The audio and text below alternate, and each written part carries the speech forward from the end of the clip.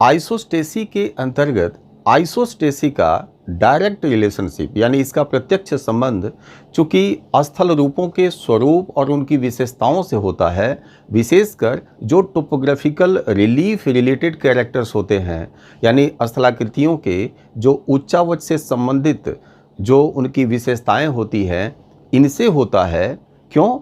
इसलिए क्योंकि इन्हीं उच्चावचीय विशेषताओं के कारण यानी टोपोग्राफिकल रिलीफ कैरेक्टर्स के कारण किसी स्थानिक और प्रादेशिक स्तर पर भार में असमानता उत्पन्न होती है और भार में असमानता सीधे सीधे दाब में असमानता उत्पन्न करती है, जो सतह से निचले भाग में जाकर आइसोस्टेसी से संबंधित प्रक्रिया के क्रियाशील होकर उसके संतुलन का कारण बनता है।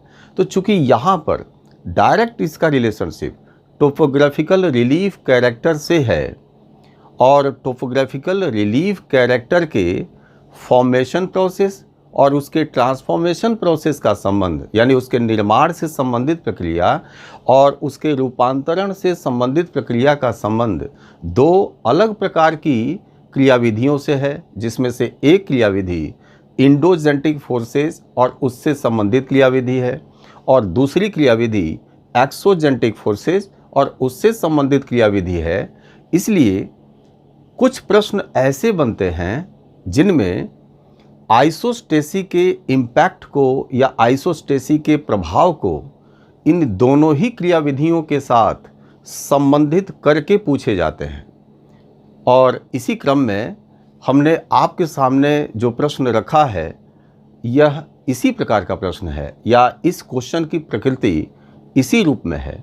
यहाँ पर इंडोजेंटिक फोर्सेस और रिलेटेड एक्टिविटीज़, एक्सोजेंटिक फोर्सेस और उससे जुड़ी हुई क्रियाविधि और यहाँ आइसोस्टेसी के साथ उनके प्रभावों की क्रियाशीलता को सीधे सीधे यहाँ पर इस प्रश्न के माध्यम से हम आपको बताना चाहते हैं कि जब इस प्रकार के प्रश्न पूछे जाएंगे तो आप उनको कैसे अटेम्प्ट करेंगे। ये बहुत ही उत्तम कोटि का प्रश्न माना जाता है अगर इस प्रकार के प्रश्न आते हैं तो। अब यहाँ पर चूँकि आपके सामने मैंने एक प्रश्न रखा है और प्रश्न को इसी तरह से यहाँ पर स्ट्रक्चर किया है, बनाया है कि इन तीनों के संबंधों को तो जाना ही जा सके, इनमें इन तीनों के पड़ने वाले प्रभाव और इनकी प्रभावशीलता को भी एक दूसरे के संदर्भ में व्याख्यायित किया जा सके। आप प्रश्न पढ़ रहे होंगे, आप इनको देखिए, क्वेश्चंस को देखिए। क्वेश्चंस बेसिकली थोड़ा सा आपको लंबा लग रहा है इसलिए क्योंकि ये स्टेटमेंट बेस्ड क्वेश्चन है, ये कथन आधारित प्रश्न है। इसमें जो बहुत जो लंबा लग रहा है इसका वजह है कि एक स्टेटमेंट है, ये लंबा स्टेटमेंट है और इस स्टेटमेंट में तीनों के संबंधों की प्रकृति की बात की गई है कि तीनों का जो रिलेशनशिप है उसका बेसिक जो कैरेक्टर है, रिलेशंस कैसे हैं, ये बातें यहाँ पर की गई हैं। मात्र आपको कहा क्या जा रहा है, कहा जा रहा है कि इसको विश्लेषित कीजिए यानी संबंधों को विश्लेषित कीजिए। कुल मिलाकर अगर हम इसको बहुत ही जनरलाइज करके और तब कहना चाहें तो यहाँ पर इंडोजेंटिक, एक्सोजेंटिक और आइसोस्टेटिक एक्टिविटीज़ के बीच उनके रिलेशनशिप को उनके प्रभावशीलता के संदर्भ में व्याख्यायित करने को कहा जा रहा है। अब ज़रा क्वेश्चन को पढ़ लें, बिल्कुल क्लियर हो जाएगा। The endogenetic forces and related actions manifest the geometric and gravitational asymmetry on the surface and the exogentic forces minimize it, whereas the isostatic activities only establish the gravitational balance. Analyze the statement. यानी आपके सामने ये कहा जा रहा है कि अंतर्जात बल एवं संबंधित क्रियाएं धरातल पर ज्यामितीय एवं गुरुत्वीय विषमता का आविर्भाव करती हैं तथा बहिर्जात बल या बहिर्जात प्रक्रम इसका न्यूनीकरण करती हैं, जबकि भू संतुलन से संबंधित क्रियाएं मात्र गुरुत्वीय संतुलन ही स्थापित करती हैं। अब देखिए इन तीनों का एक्शन कहाँ होता है, ये पूरे सरफेस पर पाए जाने वाले, धरातली सरफेस पर पाए जाने वाले जो लैंड फॉर्म्स हैं उनके ऊपर होता है। लेकिन इनका प्रभाव क्या हो रहा है, इनके प्रभावों की प्रकृति यहाँ पर क्वेश्चन में सीधे सीधे दिया गया है। और यहाँ उन दोनों जो लैंडफॉर्म को क्रिएट करने यानी निर्माण करने और उनका ट्रांसफॉर्मेशन करने यानी उनका रूपांतरण करने के लिए उत्तरदायी हैं, उन दोनों की प्रकृति भी यहाँ पर इस स्टेटमेंट में सीधे सीधे बता दी गई है कि वो क्या करते हैं। यहाँ पर जो इंडोजेंटिक फोर्सेस है, उस इंडोजेंटिक फोर्सेस को और उनसे रिलेटेड जो एक्टिविटीज़ है उसको ये बताया गया है कि ये सरफेस पर जो लैंड फॉर्म्स क्रिएट करते हैं, इस लैंड फॉर्म के क्रिएशन से सरफेस पर जियोमेट्रिकल और ग्रेविटी से रिलेटेड यानी ग्रेविटेशनल और जियोमेट्रिकल इरेगुलरिटीज़ क्रिएट होती है, यानी ज्यामितीय और गुरुत्वीय विषमता निर्मित होती है। अब ज्यामितीय और गुरुत्वीय विषमता को आपको समझना पड़ेगा, ये टर्म्स हो गए, और यहाँ पर बताना पड़ेगा कि कैसे ये दोनों होता है इनके साथ। ये प्रश्न का एक हिस्सा हो गया। 1/3 आपसे ये पूछा जा रहा है, ये कहा जा रहा है, क्योंकि सीधे सीधे लास्ट में आके कहा जा रहा है कि इसको एनालाइज कीजिए। तो एक हिस्सा आपने समझ लिया, यानी इंडोजेंटिक फोर्सेज और रिलेटेड एक्टिविटीज़ के एक्शन को और उस एक्शन का जो इम्पैक्ट या रिजल्ट हुआ, यहाँ पर स्टेटमेंट में आपसे सीधे पहले कह दिया जा रहा है कि ये होता है। अब आपको समझाना है कि ये कैसे होता है। अब इसी क्वेश्चन के आगे वाले भाग को पढ़ते हैं तो दूसरे के विषय में भी उसका पूरा कैरेक्टर क्लियर हो जा रहा है।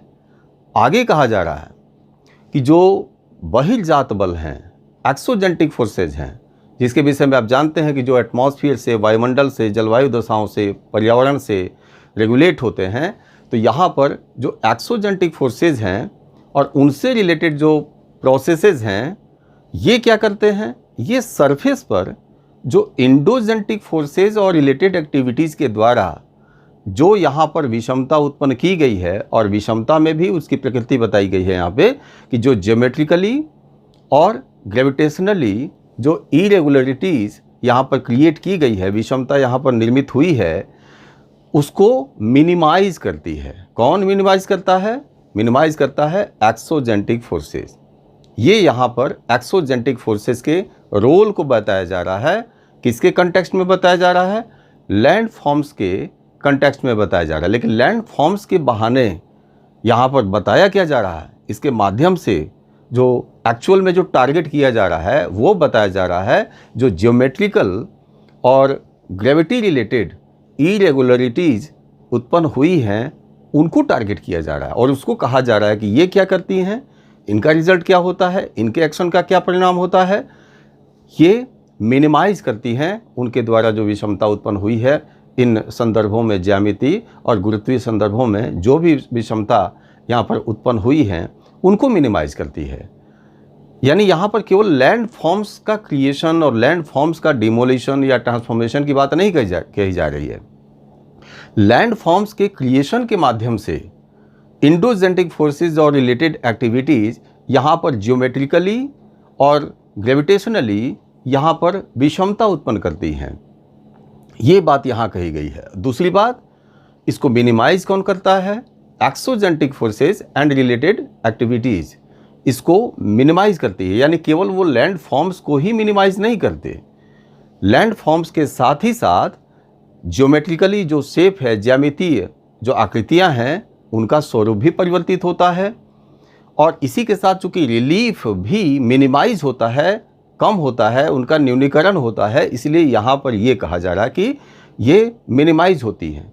लेकिन इसी के साथ एक और बात कही जा रही है, और ये कहा जा रहा है कि ग्रेविटेशनली यानी ग्रेविटी रिलेटेड जो इरेगुलरिटीज़ है, विषमता है, ये भी यहाँ पर मिनिमाइज होती है। यानी ये भी यहाँ पर संतुलन की दिशा में, यहाँ पर या जो विषमता है, ये विषमता समता की दिशा में, समानीकरण की दिशा में ये आता है या प्रभावी होकर इस तरह का स्वरूप यहाँ पर निर्मित होता है। तो दोनों के रोल को यहाँ पर बताया गया है। अभी तक हम लोगों ने बार बार या आपने पढ़ा होगा तो केवल लैंड फॉर्म्स की बात करते थे, लेकिन जब आइसोस्टेसी के टॉपिक को, इसके चैप्टर को आप जब समझे हैं या समझेंगे तो यहाँ पर आपको समझ में आएगा कि केवल ये जो दिख रहा है स्थलाकृतिक उच्छावच, केवल ये एक ज्योमेट्रिकल शेप नहीं है, बल्कि ये एक्चुअल में ज्योमेट्रिकल के साथ साथ यहाँ पर एक ग्रेविटेशनल इम्पैक्ट भी या ग्रेविटेशनल एक यहाँ पर डिस्पैरिटीज़ भी यहाँ पर उत्पन्न होती है जब ये निर्मित होते हैं। तो यदि आपने ये समझ लिया है तो ये दो बातों को, या ये इस प्रश्न के माध्यम से जो दो पक्ष यहाँ रखे गए हैं, इन दोनों ही पक्षों को आपने समझ लिया होगा। अब यहाँ उन दोनों को समझ लिया है तो एक्चुअल में जो आइसोस्टेसी से रिलेटेड जो कुछ भी आपने जाना है, समझा है अब तक, तो अब यहाँ पर उसके पूरे कंक्लूजन को यहाँ रखा जा रहा है लैंडफॉर्म के कंटेक्स्ट में। और दूसरी बात, आइसोस्टेसी के एक्शन के एक इम्पैक्ट के फॉर्म में, यानी आइसोस्टेसी से संबंधित प्रक्रिया के प्रक्रियाशील होने के उपरांत जो प्रभाव परिलक्षित होता है, उस प्रभाव के संदर्भ में यहाँ उसको कंक्लूड करके लिखा गया है, प्रश्न के रूप में रखा गया है और कथन के रूप में यहाँ पर आपके सामने दिया गया है। ये है, जबकि भू संतुलन संबंधी क्रियाएं मात्र गुरुत्वीय संतुलन ही स्थापित करती हैं, यानी ये ज्योमेट्रिकल जो इरेगुलरिटीज़ थी उनको मिनिमाइज करने का प्रयास इनके द्वारा नहीं होता। इनके द्वारा क्या होता है, ये किसको टारगेट, इनका ऑब्जेक्टिव क्या है, मात्र ग्रेविटी रिलेटेड या यहाँ पर जो गुरुत्वीय संतुलन है, ये गुरुत्वीय संतुलन स्थापित हो जाए, ये इनका प्रयास होता है। तो मैं समझ रहा हूँ कि तीनों ही पक्षों को आपने जान लिया और यहाँ पर इसी को कहा जा रहा है कि तीनों के विषय में उनके एक्शन से रिलेटेड, उनके इम्पैक्ट से रिलेटेड जो यहाँ पर स्टेटमेंट में दिया गया है, इसको आप एक्सप्लेन कीजिए, इसको आप एनालाइज कीजिए। यानी जब एक्सप्लेन करने की या एनालाइज करने की बात आती है, विश्लेषित करने की बात आती है, तो अब ये तीनों पक्षों को आपको बराबर वेट देना होगा और बराबर वेट देते हुए और फिर बताना होगा, क्वेश्चंस के अनुसार ही बताना होगा कि कैसे इंडोजेंटिक फोर्सेस और रिलेटेड एक्टिविटीज़, कैसे वहाँ पर जो ज्योमेट्रिकल शेप टोपोग्राफिकल रिलीफ के रूप में उत्पन्न होता है, तो कैसे उसके साथ ग्रेविटी रिलेटेड इरेगुलरिटीज़ भी पैदा होती हैं, आपको ये समझाना होगा। फिर ये प्रश्न का दूसरा जो हिस्सा होगा, वहाँ पर आपको फिर ये समझाना होगा कि एक्सोजेंटिक फोर्सेस या उनसे रिलेटेड जो भी प्रोसेस होते हैं, उनके द्वारा किस प्रकार से इस टोपोग्राफिकल यानी ज्योमेट्रिकल और ग्रेविटी रिलेटेड इरेगुलरिटीज़ को वो मिनिमाइज करता है। और तीसरा प्रश्न आपका होगा, यानी तीसरा हिस्सा इस क्वेश्चन का होगा कि कैसे ये ज्योमेट्रिकल को तो इग्नोर करता है, केवल ग्रेविटेशनल इरेगुलरिटीज़ को ही यहाँ पर बैलेंस करने का कार्य करता है। ये आपका प्रश्न है। अब यही क्लियर हो गया होगा कि अगर ये प्रश्न का स्वरूप है, तो इस प्रश्न के माध्यम से हम लोग को इस आइसोस्टैटिक जो एक्टिविटीज़ होती है, इनके कंपैरेटिव फॉर्म में उस स्थल रूप के माध्यम से इनके संबंधों को जानना है, क्योंकि स्थल रूप एक निर्मित करने वाला है, एक उसको परिवर्तित करने वाला है, रूपांतरित करने वाला है, और एक उसी स्थल रूपों के कारण जो प्रेशर डिफरेंस होता है, असंतुलन उत्पन्न होता है, उसको संतुलित करने वाला है। यानी यहाँ पर तीनों का अपना जो रोल है, तीनों का अपना जो संबंध है, तीनों ही जिससे कनेक्टेड हैं, ये तीनों ही लैंडफॉर्म से कनेक्टेड हैं। और लैंडफॉर्म का जो कैरेक्टर है, मात्र ज्योमेट्रिकल कैरेक्टर नहीं है, क्योंकि लैंडफॉर्म्स जिनसे मिलके बना है, उस लैंडफॉर्म्स का जो मटेरियल है उसके पास मास यानी द्रव्यमान है। और यदि ये सब सारी चीज़ें पृथ्वी सतह पर निर्मित हुई हैं, तो कहीं भी द्रव्यमान होगा तो पृथ्वी के ग्रेविटेशनल फोर्स के कारण ये वहाँ पर भार बना हुआ है, भार बनेगा, वेट बनेगा, क्योंकि आप जानते हैं मास वेट बिना ग्रेविटी के नहीं बन सकता। तो यहाँ पर ग्रेविटी है, इसलिए वो द्रव्यमान भार बन जाएगा। और भार बनेगा तो भार अपने ग्रेविटेशनल एक्सिस के नीचे, उसके समानांतर, नीचे उसी के समानांतर क्या करेगा, वहाँ पर उसके पैरेलल वहाँ पर प्रेशर एक्सर्ट करेगा, दाब, और इसी दाब का ही परिणाम आइसोस्टैटिक एक्टिविटीज़ होती है। तो यहाँ पर ये पूरा जो क्वेश्चन है, मैं समझ रहा हूँ कि क्वेश्चन को आपने समझ लिया। आप अब इस क्वेश्चन को कैसे अटेम्प्ट करेंगे कैसे?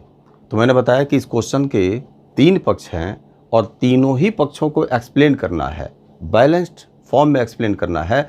और उसका जो एक्सप्लेनेशन का जो मेथड होगा या एक्सप्लेनेशन का जो कैरेक्टर तरीका होगा, मेथडोलॉजी होगी, वो कुछ इस प्रकार से हो कि इन तीनों के बीच, इनके एक्शन और इनके इम्पैक्ट के बीच अंतर संबंध स्थापित होते जाए। ये आपका क्वेश्चन को अटेम्प्ट करने का तरीका होगा। तो यहाँ पर यदि क्वेश्चन 150 में पूछा जाता है तब भी आपके लिए चैलेंज है कि उतने कम शब्दों में आप इसको कैसे अटेम्प्ट करेंगे।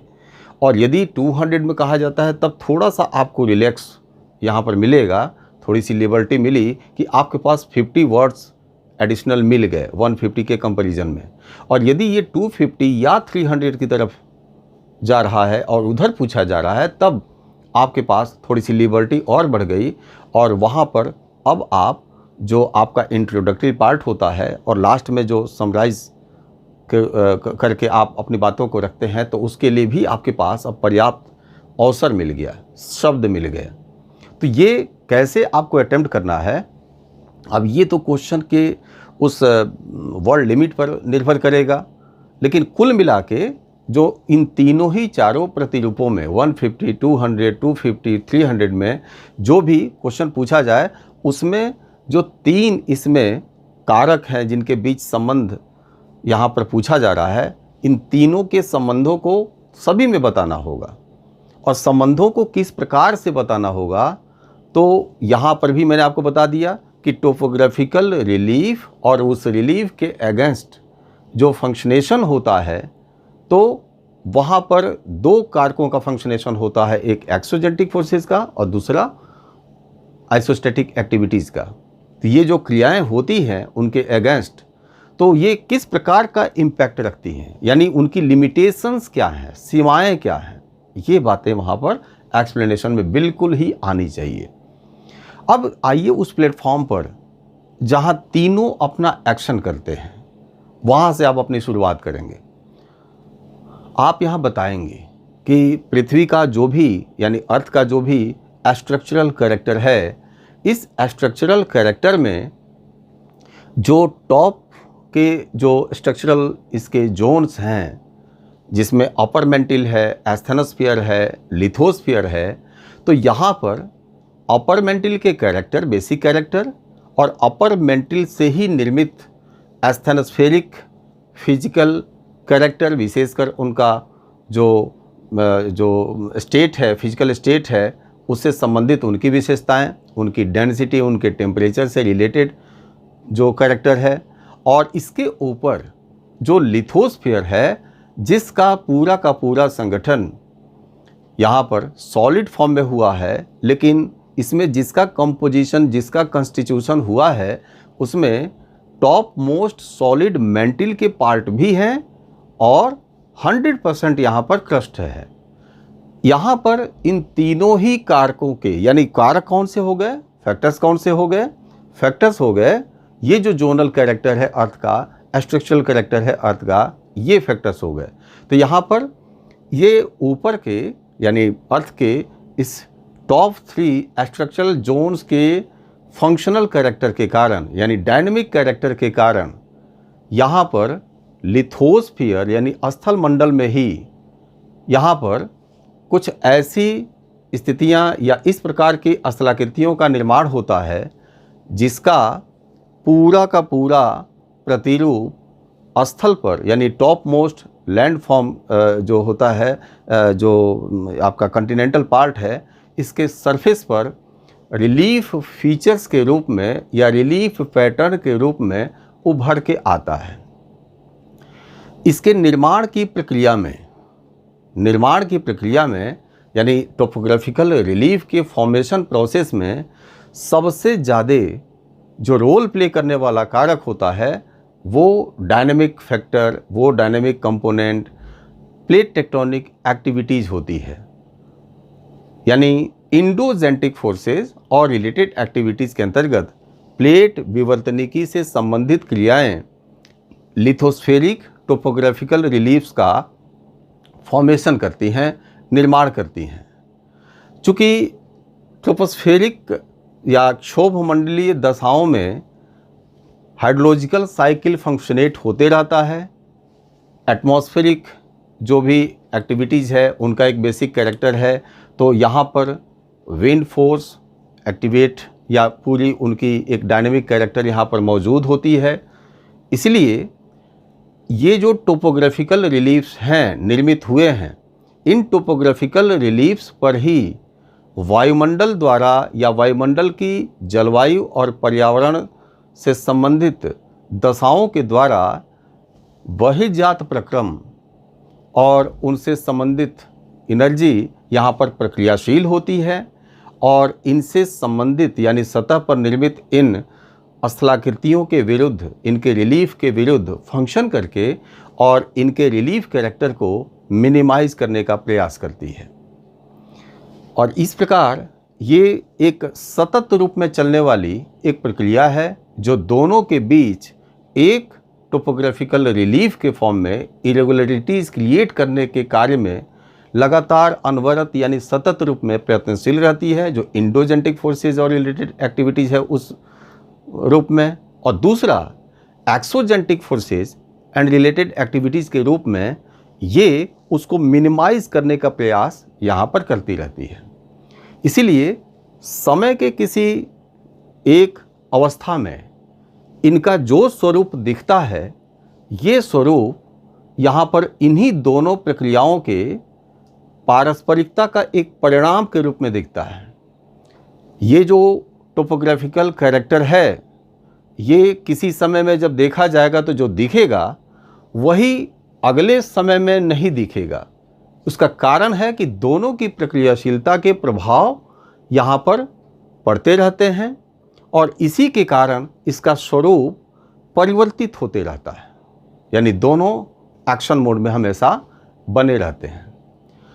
इन स्थितियों के कारण इसी लिथोस्फीयर में, स्थल मंडल में, यहाँ पर मटेरियल की डेंसिटीज़ यानी जो पदार्थ हैं रॉक के फॉर्म में है, सेल के फॉर्म में है, तो उनका घनत्व, उनका कॉन्स्टिट्यूशन यानी उनका संगठन, उनकी संरचना, ये सब कुछ परिवर्तित होता है। और इसी के साथ ही साथ यहाँ पर उनकी स्थानिक स्तर पर यानी ग्लोब के चारों तरफ ये जोन, ये जो बना हुआ है, तो उनमें जहाँ जहाँ महाद्वीपीय रूप है, उन महाद्वीपीय रूपों में, चूँकि लिथोस्फीयर तो चारों तरफ होगा, लेकिन अगर ये सारे हम कंटिनेंट के संदर्भ में बात कर रहे हैं तो महाद्वीपीय स्वरूप जहाँ जहाँ है, उस महाद्वीपीय स्वरूप में न सिर्फ शैलों की डेंसिटी, शैलों का संयोजन, शैलों का संगठन, शैलों की संरचना परिवर्तित होती है, बल्कि इसी के साथ साथ यहाँ पर इस पार्ट की जो थिकनेस है, मोटाई है, ये भी परिवर्तित होती है। तो इंटरनल लेवल पर ये सारे परिवर्तन इन क्रियाओं के परिणाम स्वरूप होते रहते हैं। और इसी के साथ ही साथ जो सरफेस से ऊपर की तरफ हम देखें तो सरफेस से ऊपर की तरफ भी स्थलाकृतिक ऊंचा वक्ष के रूप में प्रतिरूप यहाँ पर निर्मित और रूपांतरित होते रहता है। ये इनका एक एक्शन है, परिणाम है। यहाँ पर इन प्रक्रियाओं के कारण, दोनों के पारस्परिक रूप में क्रियाशील होने वाले इन क्रियाओं के कारण इसी लिथोस्फीयर के ऊपर वाले सेक्शन में, महाद्वीपों के ऊपर, कॉन्टिनेंट्स के ऊपर वेट से रिलेटेड यानी चाहे सेलों के डेंसिटी या सेलों के अमाउंट के रूप में हो, मात्रा या घनत्व किसी भी रूप में हो, तो उनसे जनित भार के रूप में असमानता उत्पन्न होती है। ये असमानता यहाँ पर प्रादेशिक स्तर पर, रीजनल लेवल पर, यानी प्लेस टू प्लेस समान नहीं होती, प्लेस टू प्लेस अलग होती है। इसलिए इसको हम कहेंगे स्पेशियल इम्बैलेंसेज होती है, स्थानिक रूप में यहाँ पर विषमता उत्पन्न होती है। और इन्हीं विषमता के कारण यहाँ अर्थ के ग्रेविटी के प्रभाव में, पृथ्वी के गुरुत्व के प्रभाव में इस विषमता को कम करने या न्यून करने से संबंधित भी एक प्रक्रियाशील रहती है, जिसको हम भू संतुलन के नाम से जानते हैं। ये भू संतुलन से संबंधित प्रक्रिया कैसे प्रक्रियाशील होती है, आप यहाँ पर मॉडल के थ्रू उसको यहाँ समझा देंगे। बहुत ही संक्षिप्त मॉडल बनाएंगे और मॉडल के थ्रू आप बता देंगे कि कैसे यहाँ पर मीन सी लेवल से ऊपर की तरफ जो भी ये रिलीफ बने हुए हैं, ऊंचावच बने हुए हैं, इन ऊंचावच के कारण, इनके मटेरियल के वेट के कारण प्रेशर एक्सर्ट होता है नीचे की तरफ, और उस प्रेशर का परिणाम भू संतुलन से संबंधित यानी आइसोस्टैटिक एडजस्टमेंट के रूप में होता है। यहाँ पर भू संतुलन से संबंधित क्रिया के रूप में होता है। और इस प्रकार ये पूरा का पूरा भू संतुलन से संबंधित क्रियाविधि को बहुत ही मिनिमाइज फॉर्म में आप यहाँ पर उनको प्रेजेंट कर देंगे। तो ये रहा आपका पूरा का पूरा जो एक पहला पक्ष हुआ, जिसमें तीनों के बेसिक जो उनके रिलेशंस हैं, आधारभूत जो संबंध हैं, उन संबंधों को यहाँ पर आप बताएंगे। हमने थोड़ा सा ज़्यादा ही एक्सप्लेन किया, लेकिन इसको थोड़ा सा और मिनिमाइज़ करके और कम्पैक्ट फॉर्म में, चूँकि मेरा ऑब्जेक्टिव आपको सारी चीज़ों को एक्सप्लेन करना भी है कि सारी चीज़ों को आप जानते भी रहें, तो इसलिए हमने थोड़ा सा शब्दों की सीमा बढ़ाई। हम उतने ही शब्दों में नहीं बोल सकते कि 15 लाइन में हम अपनी बात समाप्त कर दें। तो यहाँ पर हमारा उद्देश्य है कि तीनों पक्ष जो लैंड फॉर्म से किस तरह से संबंधित हैं, उनको आप यहाँ कैसे रखेंगे और यहाँ लैंड फॉर्म से कैसे कनेक्टेड हो गए, इसके थ्रू आपने यहाँ पर बता दिया। अब आप इसको समझाएंगे कि कैसे यहाँ पर जो क्वेश्चन का दूसरा पार्ट है, जिसके अंतर्गत तीनों के अपने लिमिटेशंस हैं और तीनों का जो इम्पैक्ट है, तीनों के इम्पैक्ट के कैरेक्टर को बताया गया है, उनके प्रभाव के स्वरूप को बताया गया, उनकी विशेषताओं को बताया गया है। और जो विशेषताएं बताई गई हैं, वो विशेषताएं दो ही संदर्भों में कही गई है, तीनों के संदर्भ में, यानी तीनों की क्रियाशीलता का प्रभाव मात्र 2 संदर्भों में आपको बताना है। अब तीनों की क्रियाशीलता मीन्स इंडोजेंटिक फोर्सेस की क्रियाशीलता का इम्पैक्ट लैंडफॉर्म पर किस रूप में, ज्योमेट्रिकल शेप, और ज्योमेट्रिकल के साथ साथ ग्रेविटेशनल जो इम्पैक्ट है, ये आपको बताना है। उसी तरह से जो एक्सोजेंटिक फोर्सेस हैं, तो एक्सोजेंटिक फोर्सेस वो भी क्रियाशील हो रहे हैं उसी लैंडफॉर्म पर, लेकिन आपको अब बताना होगा यहाँ पर कि वो जो लैंडफॉर्म पर एक्शन करते हैं उसकी अपनी सीमाएं क्या हैं और कैसे जानेंगे आप। तो यहाँ पर भी उन्हीं 2 संदर्भों में उनके सीमाओं को बताना पड़ेगा आपको, उनके क्रियाओं को बताना पड़ेगा, क्रियाओं की सीमाओं को बताना पड़ेगा। और वो 2 संदर्भ क्या होगा, नंबर 1 ज्योमेट्रिकल शेप और नंबर 2 ग्रेविटेशनल इम्पैक्ट। ग्रेविटी से रिलेटेड ये 2 बातें करनी पड़ेगी। और यहाँ तीसरे क्वेश्चन में ही साफ साफ यहाँ पर है कि इसका प्रभाव ज्योमेट्रिकल पर नहीं पड़ता, यानी ये ज्योमेट्रिकल हम ये नहीं कर सकते कि नहीं पड़ता, लेकिन ज्योमेट्रिकल इसका ऑब्जेक्टिव नहीं होता कि उसको मिनिमाइज करना है, उसको समान और समतल बनाना है। तो धरातल को समतल बनाना आइसोस्टैटिक एक्टिविटीज़ का कोई ऑब्जेक्टिव नहीं होता, समतल बनाना किसी और का होता है, एक्सोजेंटिक का होता है। तो इसका ऑब्जेक्टिव ये नहीं होता। इसका ऑब्जेक्टिव क्या होता है, आइसोस्टैटिक बैलेंस किसको कहते हैं, आइसोस्टैटिक इक्विलिब्रियम किसको कहते हैं, तो तब हम कहते हैं, उसको कहते हैं जहाँ पर भू संतुलन की स्थिति, हम उसको कहेंगे जहाँ पर गुरुत्वीय संतुलन स्थापित हो जाए। तो जहाँ पर गुरुत्वीय संतुलन स्थापित हो जाए उसको आप आइसोस्टैटिक इक्विलिब्रियम से संबंधित अवस्था के नाम से जानते हैं, आप उसको कहते हैं। तो इसका ऑब्जेक्टिव, आइसोस्टैटिक एक्टिविटीज़ का ऑब्जेक्टिव केवल इतना होता है कि ग्रेविटी रिलेटेड या ग्रेविटेशनल इक्विलिब्रियम स्टेब्लिश हो जाए, स्थापित हो जाए। उसमें शेप बिगड़े बने क्या हो उसका कोई लेना देना इसका नहीं होता, इसका कोई ऑब्जेक्टिव ये नहीं होता। तो अब ये जो तीन हैं, तीन पक्ष, इन तीनों ही पक्षों के दोनों फॉर्म में आपको बताना है कि जब ये एक्शन करते हैं तो उन दोनों पे क्या प्रभाव पड़ता है। ये मेन बॉडी आपके क्वेश्चन का यहाँ पर अब शुरू हो रहा है। और इसको बताने के लिए, समझाने के लिए हम यहाँ पर जो कहेंगे बोलेंगे उससे पहले हम चाहते हैं कि इसको थोड़ा सा आपको पहले बता दें, बाद में क्वेश्चन में कैसे इसको रखा जाएगा तो आप उसको उस तरह से करिएगा। अभी हम पहले इसको समझते हैं। तो आप ये ना समझिएगा कि ये क्वेश्चन का जो सीधे लाइन बाय लाइन लिखा जा रहा है, ये हम आपको अब जो बताने जा रहे हैं इसको एक बार एक रिकैप आपको दे रहे हैं, एक रिमाइंड करा रहे हैं आपको चीज़ों को। और यहाँ पर पहले समझ लीजिए, फिर जब हम कहेंगे तो आपको बहुत ही क्लियर, सहज रूप में सारी चीज़ें क्लियर भी हो जाएंगी और वैसे ही आप सीधे लिख दीजिएगा। तो आइए हम सबसे पहले यहाँ पर इंडोजेंटिक को और फिर एक्सोजेंटिक को और फिर आइसोस्टैटिक एक्टिविटीज़ को समझते हैं और उन्हीं दोनों संदर्भों में समझते हैं, ज्योमेट्रिकल शेप के संदर्भ में और ग्रेविटेशनल इम्पैक्ट के संदर्भ में, उसके कैरेक्टर के संदर्भ में समझते हैं। तो पहले हम लोग इंडोजेंटिक को लेते हैं। इंडोजेंटिक फोर्सेस में विशेषकर सबसे प्रभावी अगर कोई कारक है तो वो है, या कोई मैकेनिज्म है, क्रियाविधि है, तो वो है प्लेट टेक्टोनिक एक्टिविटीज़। तो प्लेट टेक्टोनिक एक्टिविटीज़ में आप जानते हैं कि सबसे ज़्यादा जो उसकी क्रियाशीलता प्रभावी होती है, प्लेट्स के थ्रू प्रभावी होती है। तो वहाँ पर उस प्लेट्स के थ्रू प्रभावी होने में जो फोर्स लगता है, वो फोर्स कौन सा फोर्स होता है? वो फोर्स हॉरिजॉन्टल मूवमेंट से रिलेटेड फोर्स होता है। सबसे ज़्यादा की मैं बात बता रहा हूँ कि जब अगर कोई प्रभावी होता है, जैसे माउंटेन बनना है, तो माउंटेन बनने में यहाँ पर एक पार्श्ववर्ती बल की बहुत बड़ी भूमिका होती है। यानी यहाँ पर कंप्रेशनल फोर्स लगेगा और कंप्रेशनल फोर्स जब लगेगा तो माउंटेन बनेगा।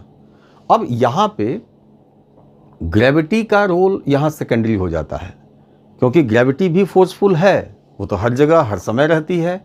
लेकिन जब भी किसी स्थलाकृति का निर्माण हो रहा है, जैसे माउंटेन है, यहाँ पर पर्वत बना है, तो माउंटेन कंप्रेशनल फोर्स का परिणाम है, जो इंडोजेंटिक फोर्सेस के एक्शन के रूप में या उनके एक्टिविटीज़ के कारण ये प्रभावी हुआ है। और तब यहाँ जो भी मटेरियल है, ये मटेरियल फोल्ड होके और इस प्रतिरूप में आ गया, इस पैटर्न में आ गया, जिसे हम माउंटेन की संज्ञा देने लगे। यही माउंटेन मिनिमाइज हो जाता है तो यहाँ पर आपका प्लेटो बन गया, पठार बन गया। किसी समय ये भी किसी रूप में रहा होगा, क्योंकि उसी प्लेटो पर बहुत सारे हिल्स पाए जाते हैं, पहाड़ियाँ पाई जाती हैं। तो यहाँ जो भी हम देख रहे हैं, इसमें एक इरेगुलरिटीज़ क्रिएट करने वाला जो सबसे प्रभावी कारक है वो हो गया प्लेट टेक्टोनिक एक्टिविटीज़। उसके फोर्सेस कैसे फोर्सफुल होते हैं, वो कैसे प्रभावी होता है, तो यहाँ पर हॉरिजॉन्टली वो मूव करते हैं और यहाँ पर कंप्रेशनल फोर्स के थ्रू यहाँ पर माउंटेन जैसी आकृतियों का निर्माण करते हैं। ये हम लोगों ने यहाँ पर देख लिया। और यहाँ जब भी ऐसे मटेरियल का फोल्ड होगा, उसके कारण कंप्रेशन होगा। तो उस कंप्रेशन के कारण जो भी मटेरियल है, ये मटेरियल कंप्रेस्ड होकर न सिर्फ एक वर्टिकल विषमता के रूप में, यहाँ पर रिलीफ के रूप में कोई प्रतिरूप निर्मित करेगा, बल्कि इसके साथ साथ जो भी इसके मटेरियल्स हैं, इन मटेरियल्स का कॉन्स्टिट्यूशन यानी संगठन भी परिवर्तित होगा। उनकी डेंसिटी बढ़ेगी, कंपैक्टनेस बढ़ेगी, तो उनका घनत्व बढ़ेगा। तो इस तरह से ये काम होगा कंप्रेशन के कारण। जितनी इसकी हाइट माउंटेन की बढ़ती चली जाएगी, तो उसके कारण ग्रेविटी या गुरुत्व बल के प्रभाव के कारण जो नीचे की तरफ पड़ने वाला लोड होगा, भार होगा, उसके कारण भी निचले भागों में, उनके मध्यवर्ती क्षेत्रों में, उनके कोर एरिया में, वहाँ पर भी जो शैलें हैं ये कंप्रेस्ड होंगी, प्रेशराइज्ड होंगी, हीट वहाँ पर जनरेट होगा उस प्रेशर के कारण, और जितनी भी हीट हो तो उसके प्रेशर कंप्रेशन के कारण उनकी डेंसिटी वहाँ पर भी बढ़ जाएगी। अब डेंसिटी बढ़ गई, घनत्व तो बढ़ गया उस मटेरियल का उसके कोर रीजन में, तो क्या होगा, उसका वेट बढ़ेगा, वहाँ पर भार वहाँ पर बढ़ेगा, क्योंकि हाई डेंसिटी से वेट बढ़ेगा, लो डेंसिटी से वेट घटता है। तो इस प्रकार का जो उनका स्ट्रक्चरल कैरेक्टर होता है, इनर स्ट्रक्चरल कैरेक्टर होता है, लिथोलॉजिकल स्ट्रक्चरल कैरेक्टर होता है, तो उस लिथोलॉजिकल स्ट्रक्चर, जब हम लिथोलॉजिकल बोल रहे हैं तो शैल संबंधी आप समझिए, तो जब हम लिथोलॉजिकल या शैल संबंधी संरचनात्मक ये विन्यास होता है, प्रतिरूप बनता है, तो केवल आपको इस प्रकार का माउंटेन का जो शेप दिखता है एक उच्चावच के रूप में, तो मात्र ऐसे ही नहीं होता, उनके इनर पार्ट में, उनके इंटरनल पार्ट में, उनके जियोलॉजिकल पार्ट में, भूगर्भिक जो उनका स्वरूप है, वहाँ पर रॉक का कैरेक्टर भी चेंज हो जाता है, और उसके मिड में, उसके सेंटर में, उसके कोर रीजन में, वहाँ पर रॉक की डेंसिटी बहुत ही मैक्सिमम हो जाती है। यहाँ पर कभी कभी नीचे से इंट्रूजन ऑफ मैग्मा हो जाए तो और भी इसमें कॉम्प्लेक्सिटी आ जाती है, जटिलता आ जाती है, मैग्मेटिक इंट्रूजन हो जाए तो, यानी मैग्मा जनित अगर अंतर्वेदन हो जाए इसके अंदर, माउंटेन के अंदर, तो ये चीज़ें यहाँ पर हो जाती हैं। यानी इंडोजेंटिक फोर्सेस के नतीजे के रूप में, विशेषकर प्लेट टेक्टोनिक एक्टिविटीज़ के रूप में, अगर हम एक माउंटेन की भी बात अभी जो हम कर रहे हैं, तो यहाँ पर आप देख रहे हैं कि कैसे यहाँ पर उसका न सिर्फ ज्योमेट्रिक शेप बना, ज्यामितीय जो उसकी आकृति है ये सामने आई, बल्कि उस ज्यामिति के अंदर का जो इंटरनल लिथोलॉजिकल कैरेक्टर है, शैल संबंधी विशेषताएं हैं, ये भी बदल गईं। और उसमें आपने जाना अभी कि उसमें जो कोर एरिया है उसमें रॉक डेंसिटी उसकी मैक्सिमम हो गई, यानी जो किनारे सरफेस पर यहाँ पर जो शैलों का घनत्व है वही घनत्व अंदर की तरफ नहीं है, सब कुछ वहाँ पर अलग हो गया। और उसका वजह आपने क्या बताया, वजह आपने बताया कंप्रेशनल ग्रेविटेशनल प्रेशर कंप्रेशन, ये भी बताया, और दूसरा नीचे से अगर कोई इंट्रूजन हो गया है तो ये भी आपने बताया। तो हाई डेंसिटी का मेन कारण यहाँ पर आपने उसको समझा दिया, और डेंसिटी अधिक होगी तो उसका वेट अधिक होगा। ठीक, ये बातें आपने कह दिया। अब माउंटेन का ही एग्जाम्पल लेकर हम लोग समझते हैं, अगर डेंसिटी जितनी हाई होगी माउंटेन के इंटीरियर में तो उसका रिजल्ट क्या होगा, और रिजल्ट को भी आपको देखना है, तो रिजल्ट को देखिए ग्रेविटी के रूप में देखिए, गुरुत्वाकर्षण के रूप में उसके प्रभाव को देखिए, अर्थ के ग्रेविटी को देखिए, अर्थ के गुरुत्व बल के संदर्भ में देखिए कि क्या होगा। गुरुत्व बल में, ग्रेविटी में इक्वल ग्रेविटी कब हो सकती है, जरा इमेजिन कीजिए, कोई ऐसा एक मॉडल लीजिए और तब सोचिए कि इक्वल ग्रेविटी कैसे हो सकती है, समान गुरुत्व बल कैसे आ सकता है। तो जब भी कोई शेप लीजिए, मान लीजिए एक स्फीयर लीजिए, जैसे ग्लोब है, इसको ग्लोब को ले लीजिए, और ग्लोब को मान लीजिए कि ये पूरा यूनिफॉर्म या समान प्रकार के मिनरल से ये पूरा का पूरा निर्मित है, तब इसकी मैक्सिमम ग्रेविटी कहाँ होगी, जो इसका ज्योमेट्रिक सेंटर होगा, इसका एस्फेरिकल सेंटर होगा, जो कोर में होगा, वहाँ उसकी ग्रेविटी का केंद्र होगा, और उस केंद्र से सभी दिशाओं में दूरी भी बराबर है, यानी ये ज्यामितीय रूप से एक इक्वल इसका रेडियस होगा तो दूरी भी इसकी बराबर होगी। और चूंकि डेंसिटी इक्वल है, इसलिए अगर ऐसी ही पृथ्वी होती तो ये सरफेस भी समान गुरुत्व बल वाला होता। ठीक है। दूसरी बात, मान लीजिए इसमें जो हम बात कर रहे थे कि एक प्रकार की सारी रॉक डेंसिटी है, रॉक का कंपोजिशन है, तब की बात हमने किया। अगर एक प्रकार की ना हो, प्याज जैसे अलग इसमें परतें हों, यानी स्ट्रक्चरल जोन्स हों, जैसा पृथ्वी में है, कोर है, मैंटिल है, इस तरह से क्रस्ट है, तो इस तरह से स्ट्रक्चरल जोन हो, और इन सभी जोन्स में, सभी मंडलों में, सभी मेखलाओं में समान इक्वल डेंसिटी हो, सभी में, भले ही अनइक्वल उनकी संरचना हो, यानी कोई डेंस मटेरियल से मिलके जैसे कोर बना हुआ है, उनके तुलना में लाइट मटेरियल से पूरा का पूरा कोर के बाद से मेंटिल बना हुआ है, और उससे भी लाइट मटेरियल से पूरा का पूरा मिलके एक तीसरी वाली जो मेन परत है वो बनी हुई है, क्रस्ट जिसको बोलते हैं। मान लीजिए अगर इस तरह से चारों तरफ समान संरचना हो, रॉक डेंसिटी बिल्कुल इक्वल हो, तब क्या होगा? तब भी अर्थ का जो ज्यामितीय शेप होगा, ज्योमेट्रिकल जो आकृति होगी, वो कुछ ऐसी ही होगी और बिल्कुल ये समान सतह होगा। और जो ग्रेविटेशनल शेप होगा, गुरुत्व बल के आधार पर जो निर्धारित किया जाएगा, वो भी बिल्कुल इसी का अनुकरण करेगा, ऐसा होगा। लेकिन अब इसी संदर्भ में आप सोचिए कि ये तो कुछ आदर्श दशाओं का यहाँ पर कल्पना करके, इमेजिन करके, तब मैंने आपको बताया कि ऐसा होगा। ऐसे तो है नहीं हमारा लिथोस्फीयर। अभी मैंने बताया कि प्लेट टेक्टोनिक एक्टिविटीज़ के कारण कुछ प्रभाव ऐसे पड़े हैं कि कहीं ऊपर माउंटेन बन गया, सब सारी चीज़ें। और दूसरी बात, चाहे माउंटेन ये महाद्वीप बना हो, कंटिनेंट बना हो, या महासागर बना है, खुद महासागर के नीचे की शैलें, महाद्वीप वाली शैलें समान प्रकार के खनिजों से निर्मित है ही नहीं।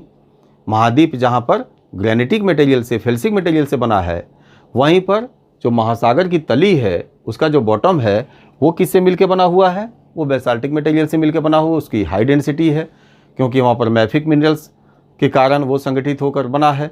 तो समान प्रकार का तो है नहीं। अगर समान प्रकार का नहीं है तब क्या होगा? समान प्रकार का नहीं है तब होगा क्या? डेंसिटी में वेरिएशन आएगा, घनत्व में अंतर आएगा। तो क्या होगा उसका परिणाम? शेप पर क्या प्रभाव पड़ेगा, आकृति पर क्या प्रभाव पड़ेगा? और शेप की जब मैं बात बोल रहा हूँ तो हम उस शेप की बात बोल रहे हैं जो ग्रेविटेशनल, इक्वल ग्रेविटेशनल जो इम्पैक्ट है उसके आधार पर निर्मित होता है, मैं उसकी बात कर रहा हूँ। ज्योमेट्री इसकी, ज्यामिति इसकी तो बिगड़ ही गई। प्लेट टेक्टोनिक ने बिगाड़ दिया किसी भाग को। करेले के, जिस तरह से करेले का सरफेस होता है, उसी करेले के सरफेस के जैसा ही तो बना दिया। कहीं माउंटेन बना दिया, कहीं वैली बना दिया, कहीं कुछ बना दिया। ये तो एक ने कर दिया, इंडोजेंटिक फोर्सेज ने। लेकिन यहाँ पर ये जो किया है, और इसमें जो मटेरियल डिफरेंस है अलग अलग, कहीं ग्रेनिटिक है, कहीं बेसाल्टिक है, और इसमें भी ये जो माउंटेन का जो फॉर्मेशन हॉरिजॉन्टल फोर्स के कारण हो गया है, कहीं ज़्यादा मटेरियल ऊपर चला गया, कहीं नीचे रह गया, तो उसका प्रभाव क्या होगा? गुरुत्वीय सतह पर उसका क्या प्रभाव पड़ेगा? गुरुत्वीय सतह भी विरूपित हो जाएगी, डिस्टोर्शन हो जाएगा उसका। समान इक्वल ग्रेविटेशनल फोर्स नहीं रहेगा। और उसी आधार पर जब आप कोई सरफेस, इक्वल ग्रेविटेशनल फोर्स वाले एक सरफेस का निर्माण करेंगे, तो वो सरफेस इस प्रकार से स्मूथली नहीं आएगा, बल्कि कैसा आएगा? यहाँ जियोड सरफेस की तरह आएगा। जहाँ जियोड लिखा है, ये व्हाइट वाली जो डॉट लाइन है, इस व्हाइट वाली डॉट लाइन के जैसा हो जाएगा। ये जियोड सरफेस हो गया। यानी आपने देखा कि जो इंडोजेंटिक फोर्सेस थे, उस इंडोजेंटिक फोर्सेस के कारण यहाँ पर रॉक के कैरेक्टर में, बेसिकली उसके स्ट्रक्चरल कैरेक्टर में तो बदलाव आया ही। जो टोपोग्राफिकल फीचर्स बने हैं उनके कारण भी उस टोपोग्राफी के इंटरनल कोर तक या इंटरनल पार्ट में रॉक का स्ट्रक्चर चेंज हो गया, बदल गया। और जब बदल गया तो उसका परिणाम ये होगा कि जो ग्रेविटेशनल सरफेस है, ये ग्रेविटेशनल सरफेस बिल्कुल स्मूथ नहीं रह जाएगा।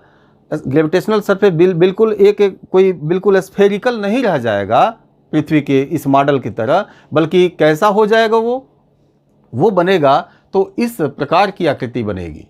यानी जहाँ जहाँ एडिशनल मटेरियल हैं, लो डेंसिटी वाले हैं, क्योंकि समुद्र के नीचे वाला जो मटेरियल है वो बेसाल्टिक है, हाई डेंसिटी वाला है, और यहाँ पर लो डेंसिटी वाला है। तो होगा क्या? यहाँ पर जो जियोड सरफेस है, इक्वल ग्रेविटेशनल सरफेस है, ये ऊपर की तरफ चला जाएगा और ऊपर की तरफ चला गया। यानी इंडोजेंटिक फोर्सेज ने जो कार्य किया है, उसका परिणाम क्या हुआ? न सिर्फ ज्योमेट्री यहाँ पर बदल गई, ज्यामिति यहाँ पर प्रतिरूप बदल गया, स्वरूप बदल गया, बल्कि ज्यामिति के साथ साथ यहाँ पर जो ग्रेविटेशनल जो सरफेस है, उसका जो स्वरूप है, उसका जो फॉर्म है, वो भी यहाँ पर चेंज हो गया, परिवर्तित हो गया, और ये स्फेरिकल फॉर्म में नहीं रहा। यानी पृथ्वी के अगर हम समान गुरुत्व तल के आधार पर अगर हम इसको एक पूरा एक तल बनाने की कोशिश किया जाए, एक सरफेस बनाने की कोशिश किया जाए, तब वो सरफेस कभी भी इस प्रकार का सरफेस नहीं बन सकता। सरफेस कैसा बनेगा? तो सरफेस इस प्रकार का बनेगा जो आप इस मॉडल में यहाँ देख रहे हैं। ये इस तरह की वाइट डॉट वाली जियोड सरफेस बनेगी। और ऐसा क्यों हो गया? ये लिथोस्फीयर में आप तो देख रहे हैं ना कि ये लिथोस्फीयर है, तो लिथोस्फीयर के टॉप पोर्शन में ये विरूपण क्यों हो गया? उसका कारण हो गया इंडोजेंटिक फोर्सेस। ठीक है, अब यहाँ जो क्वेश्चन का पार्ट था यही तो था, यही तो मेन पार्ट है, यही तो कहा जा रहा था स्टेटमेंट में कि जब भी इंडोजेंटिक फोर्सफुल होती है तो यहाँ पर जो ज्योमेट्रिकल यानी ज्यामितीय जो विरूपण होता है, उस यानी सतह का ज्यामितीय विरूपण हो जाता है, डिस्टोर्शन हो जाता है, और उसमें एक ऐसी वर्टिकल इरेगुलरिटीज़ क्रिएट होती है जिसको हम टोपोग्राफिकल रिलीफ के नाम से जानते हैं। और इस इरेगुलरिटीज़ में इस रिलीफ की जो विशेषता होती है, ये विशेषता न सिर्फ ज्यामितीय उच्चावच का निर्माण के रूप में होता है या ज्यामितीय उच्चावच के एक प्रतिरूप या स्वरूप के रूप में होता है, बल्कि यहाँ पर ये जो ग्रेविटेशनल जो सरफेस है, उस ग्रेविटेशनल सरफेस में भी कम या ज़्यादा के रूप में एक विरूपण हो जाता है, डिस्टोर्शन हो जाता है, एक असंतुलन हो जाता है। ये बातें कही गई हैं। तो बिल्कुल ये कैसे हो जाता है आपने इसको अभी समझ लिया, क्योंकि मैं अभी समझा रहा हूँ, बता रहा हूँ आपको चीज़ों को। अब जो बता रहा हूँ बिल्कुल लास्ट में हम यही काम करेंगे। लास्ट में इसी में से मेन बातों को लेके और आपको 5 वाक्य में 5 सेंटेंसेस में आपको रख देना है। वहाँ पर 3 वाक्यों में भी चाहे तो रख सकते हैं। जैसे क्वेश्चन पूछा जाएगा 150 200, तो उसी अनुपात में आपको यहाँ से अपनी बातों को सीधे टू द पॉइंट कहेंगे। लेकिन अगर इस बात को हम समझाते नहीं और सीधे आपके सामने रख देते तो आप समझ ही ना पाते कि ये कैसे हो जाएगा। तो मेरा ऑब्जेक्टिव ये भी है कि आप इसके माध्यम से ये समझें भी। अब हम दूसरे को देखते हैं। दूसरा मीन्स अब दूसरी जो एक्टिविटीज़ है जो इसी लैंडफॉर्म पर क्रिएट होती है, लैंडफॉर्म पे फंक्शनेट होती है, और दूसरी एक्टिविटी है एक्सोजेंटिक, एटमॉस्फेरिक जो जो वायुमंडलीय दशाओं से रेगुलेट होती है, वो एक्सोजेंटिक हो गई। अब जब हम एक्सोजेंटिक की बात करते हैं तो एक्सोजेंटिक फोर्सफुल तो होती है ना इसी टोपोग्राफिकल कैरेक्टर पर, प्रभावी वो भी होती है, उसका भी प्रभाव यहाँ पर पड़ता है। और यहाँ क्वेश्चन में ही कहा जा रहा है कि ये क्या करती है, इस विषमता को मिनिमाइज करती है। और इस विषमता में ये ज्योमेट्री जो विषम हो चुकी है उसको सम बनाने का काम करती है वो। ठीक है, यानी हेट्रोजेनस कैरेक्टर से होमोजेनस कैरेक्टर यहाँ पर एक बनना शुरू हो जाता है उसके ज़रिए। ये भी बात सही है कि ये सारी चीज़ें होती हैं। और यहाँ पर जब ऐसा वो कार्य करती है तो कहा क्या जा रहा है, आपको क्वेश्चन याद होगा। कहा यह जा रहा है कि जो ग्रेविटी के संदर्भ में या गुरुत्व बल के संदर्भ में जो विषमता है, ये गुरुत्व बल के संदर्भ में जो विषमता आई है, यानी ग्रेविटेशनल या ग्रेविटी रिलेटेड या ग्रेविटेशनल सरफेस के संदर्भ में जो विरूपण आया है, इसको वो टच नहीं करती या इसको बहुत ज़्यादा प्रभावित नहीं करती। यानी सीधे ये कहा गया है कि जो एक्सोजेंटिक फोर्सेस है उसके द्वारा उत्पन्न इरेगुलरिटीज़ को मिनिमाइज करती है, समाप्त नहीं करती, मिनिमाइज करती है।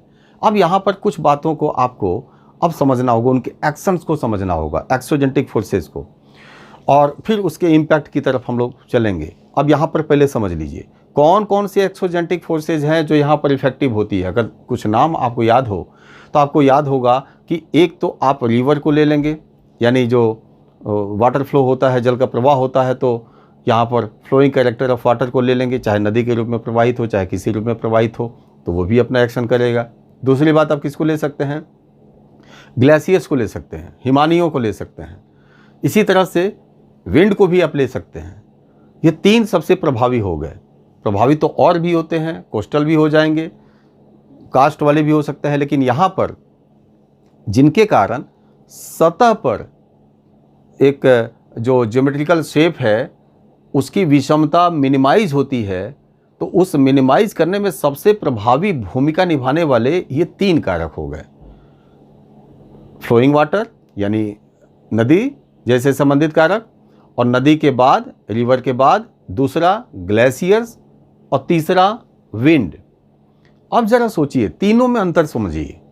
जब नदी के बात की जाती है तो नदी किस तरह से कार्य करती है, ग्लेशियर्स किस तरह से किसके प्रभाव में कार्य करता है, और फिर पवन का कार्य, विंड का फंक्शन, वो किसके प्रभाव में होता है। जब आप ये देखेंगे तो दो ग्रुप आपके सामने बन जाएंगे। नंबर 1 रिवर्स और ग्लेशियर्स। जैसे ग्लेशियर्स भी हमेशा ऊंचाई से नीचे की तरफ सरकता है और गुरुत्व बल के प्रभाव में सरकता है, ग्रेविटी के इम्पैक्ट में प्रभाव में ही नीचे की तरफ वो आता है। और नदी का जो प्रवाह होता है, पहाड़ से उतरती है, पर्वत माउंटेन से उतरती है, और फिर सरफेस से बहते हुए, सतह से, मैदान से बहते हुए जाके और किसी जगह डिस्चार्ज होती है। वो डिस्चार्ज कहीं नदी में भी मिल जाए, झील में भी मिल जाए, या किसी सागर में मिल जाए, कहीं भी जाती है तो उसके प्रवाह की वजह क्या होती है, उसके प्रवाह की वजह भी गुरुत्वाकर्षण बल होता है, अर्थ की ग्रेविटी होती है, यानी ग्रेविटेशनल फोर्स यहाँ पर। लेकिन जब पवन की बात होती है तो पवन यहाँ पर प्रेशर में डिफरेंस के कारण उसका मोशन होता है, उसकी वेलोसिटी आती है, वो गतिशील होती है। यानी पवन यहाँ पर गुरुत्व बल कहीं ज़्यादा है कहीं कम है, ऐसा कुछ नहीं हो सकता। नीचे की चीज़ें ऊपर छत पे जा सकती हैं, ऊपर की चीज़ें नीचे आ सकती हैं, तो ग्रेविटी तो नीचे से ऊपर नहीं करेगी ना। लेकिन पवन तो ऐसा कर सकता है कि नीचे के सारे धूल को ऊपर टॉप पे पहुंचा दे, ग्रेविटी तो ऐसा नहीं कर सकती। यानी विंड का जो फंक्शन है, ये विंड का फंक्शन यहाँ पर ग्रेविटी रिलेटेड, डायरेक्ट उससे रिलेटेड नहीं है, बल्कि प्रेशर डिफरेंस के कारण वो फंक्शनेट हो रहा है। अब आप देखिए, सबसे ज़्यादा लैंडफॉर्म पर इफेक्टिव अगर कोई है यहाँ पर, तो आप उसके पूरे ग्लोबल लेवल पर देखेंगे तो पवन तो केवल डेजर्ट या उस तरह से हॉट ड्राई कंडीशन वाले रीजन में ही, अपना एक लोकल जोन में ही प्रभावी बहुत ज़्यादा होगा। ग्लेशियर्स भी अपने किसी जहाँ बिलो 0 डिग्री सेल्सियस टेम्परेचर होता हो, उन्हीं जोन में, चाहे वो पोल पे हो चाहे माउंटेन पे हो, वहाँ बहुत ज़्यादा प्रभावी होगा। लेकिन नदी की प्रभावशीलता आप देखेंगे बहुत बड़े क्षेत्र पर ग्लोब में ये रहेगी, जो लैंड पोर्शन है उस पर नदी। और यहाँ पर अगर हम ग्रेविटी से गवर्न होने वाले दोनों फंक्शंस को ले लें, रिवर को भी ले लें और ग्लेशियर्स को भी ले लें, तो अब आपके पूरा यहाँ पर सूक्ष्म दृष्टि से समझने वाली बात है। नदी का प्रवाह कहाँ से कहाँ की तरफ होता है, कैसे होता है, अगर आपको याद हो तो बिल्कुल क्लियर है कि नदी हमेशा ढाल का अनुसरण करती है। इसलिए ढाल का अनुसरण करती है, स्लोप को फॉलो क्यों करती है? स्लोप को फॉलो इसलिए करती है क्योंकि लो ग्रेविटी से हाई ग्रेविटी की तरफ उसको जाना होता है। अगर ग्रेविटी डिफरेंस ना होता माउंटेन के टॉप पे और किसी ओशन के उससे सरफेस पे, ये ग्रेविटी डिफरेंस ना होता तो नदी का प्रवाह ना होता, ग्लेशियर का मूवमेंट ना होता। तो ग्लेशियर्स के मोशन में आने की भी वही वजह है, नदी के प्रवाह की भी वही वजह है। अब यहाँ फिर से आप आइए और यहाँ देखिए, यहाँ पर इंडोजेंटिक फोर्सेस ने यहाँ एक ऐसा कैरेक्टर बनाया है जो जियोड सरफेस के रूप में है। ये कैरेक्टर इक्वल ग्रेविटेशनल फोर्स वाला ये स्वरूप है या प्रतिरूप है या ये क्षेत्र है।